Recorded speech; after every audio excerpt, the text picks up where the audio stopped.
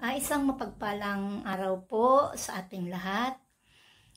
Ikinagagalak ko po na kayo po ay anyayahan na panoorin ang OHC video ng Mensahero ng Silangan. Sapagkat kung kayo po ay may mga katanungan sa inyong isipan na hindi nasasagot, baka sakali dito po masagot ang inyong mga katanungan. Sapagkat ako po, noong hindi ko pa po ito napapanood, marami din po akong mga katanungan na gumugulo sa aking isipan. Ngunit nung dumating po itong video na ito sa buhay ko at pinanood ko, dito po nagkaroon ng linaw ang mga gumugulo sa aking isipan. Lahat po nasagot. Kaya pagpapala po ito para sa akin. Sana sa inyo din po. Be blessed! At kung kayo po ay naliwanagan at nasiyahan sa inyong mapapanood, paki-like and share lang po. Follow the link po. Nasa baba lang. Thank you po!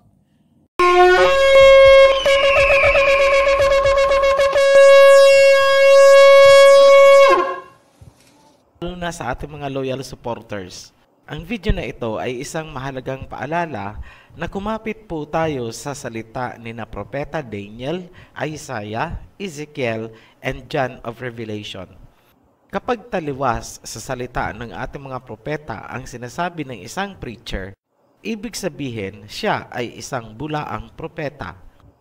Pansinin niyo po, hindi man lang binabanggit ng mga bulaang propeta ang sinasabi ng mga propeta sa Biblia. Bagkus, tinatabunan nila ang mga ito ng mga wushy-wushy research at references. Hindi pa ba kayo nagtataka?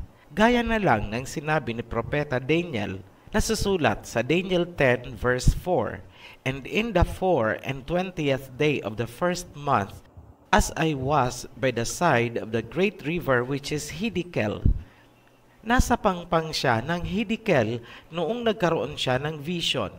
Pero sinasalungat yan ng mga bulaang propeta. Nasa bottom of the ocean daw ang Hiddekel.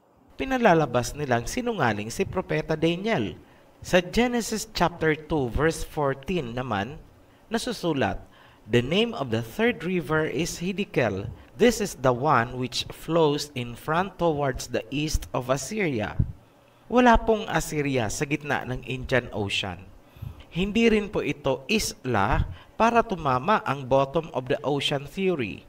Simple lang, kung ang Hiddekel ay nasa bottom of the ocean, paano niyang tutumbukin ang silangang bahagi ng Assyria?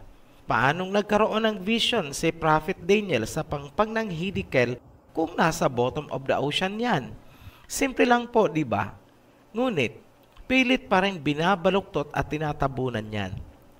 Tapos, sasabihing 3 years na daw sila at ang Ophirian heritage ay 3 months pa lang. Ito ang sasabihin namin. The greatest lies of the ages are centuries old. Ang kasinungalingan ay kasinungalingan kahit ilang centuries pa yan lumipas. Bakit kami nagpapaalala? Expected po kasi natin na mangyayari ito. At yan ay simula pa lamang. May nangyayari ngayon sa grassroots na isang organizing activity. This is something big more than what you think. Akala nyo ganyan-ganyan lang yan. Hindi po. Community or grassroots mobilization po ang nangyayari. Watch out for the big agenda behind. Later, makikita mo na ang mga representatives niya na naglalabi na sa Senado at Kongreso. Isa lang ang target niyan. Gusto nilang kontrolin ang foreign policy ng Pilipinas by influencing both yung mga lawmakers at electorate. Nag-iipon lang yan ng mga supporters, chapter by chapter sa bawat probinsya at municipalities. Multi-system approach po yan, tawagin nating Project Ophir. Target nilang impluwensyahan ang foreign policy dahil sa oras na tayo ay umanib sa samahan ng mga bansa na nasa teritoryo ni Shem, buo na ang silangan. Wasak si Gog at Magog. Kaya pilit nilang binabaluktot at iniimpluwensyahan ang mga Pilipino. Kaya hindi nakakapagtaka kung dumating ang panahon na magkakaroon ng mga rally at paglalabi sa Kongreso galing sa bottom of the ocean.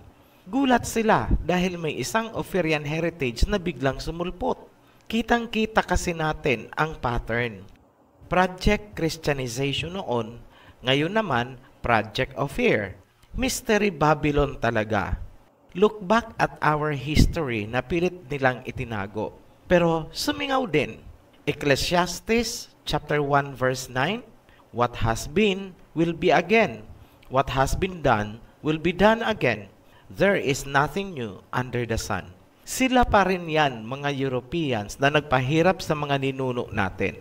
Kung maibalik man sa atin ang pangalang Ophir, dapat lang, lahi nila ang nagbura niyan, lahi din nila ang magbabalik. Parang balanggiga bells lang. Ninakaw nila, ibalik nila. Ang lagay ba ay utang na loob pa rin ng mga Pilipino ang pagbabalik nila ng mga yan? Wow ha! Ito ang challenge ng Ophirian heritage. Kung talagang sinusuportahan nila ang katotohanan, pakidiscuss po sa mga conferences ang transatlantic slave trade at ang Philippine Genocide of 1898 hanggang 1906. Pakidiscuss din kung sino ang mga totoong Hebreo na tumupad sa Deuteronomy 28 at ano ang relasyon nila sa mga Pilipino. Tingnan natin ang totoong spirit ng may sugo dyan. Let me speak in English. Here is the final challenge from Ophirian heritage. If you really care for the truth, why don't you discuss in your conferences the details of transatlantic slave trade and the Philippine genocide of 1898 to 1906? Who are the true Hebrews who fulfilled Deuteronomy 28, and how are they related to the Filipinos? Reveal the truth. Let us test the spirit that sent you. Sa mga kapwa Pilipino, may plano sa atin ang Ama. Ang kailangan lang natin ay magtiwala sa kanyang kaparaanan. May mga gagamitin siyang tao para sa atin. Isang lahi na hindi sumali sa transatlantic slave trade at wala ding history na dinigma ang mga Pilipino. Tandaan natin, ang divine intervention o kaparaanan ng Ama ay dumarating sa isang paraan na hindi natin inaakala. Share and like lang po kung kayo po ay nasiyahan sa inyong napanood at kung nasagot ang inyong mga katanungan. Maraming salamat po. Be blessed.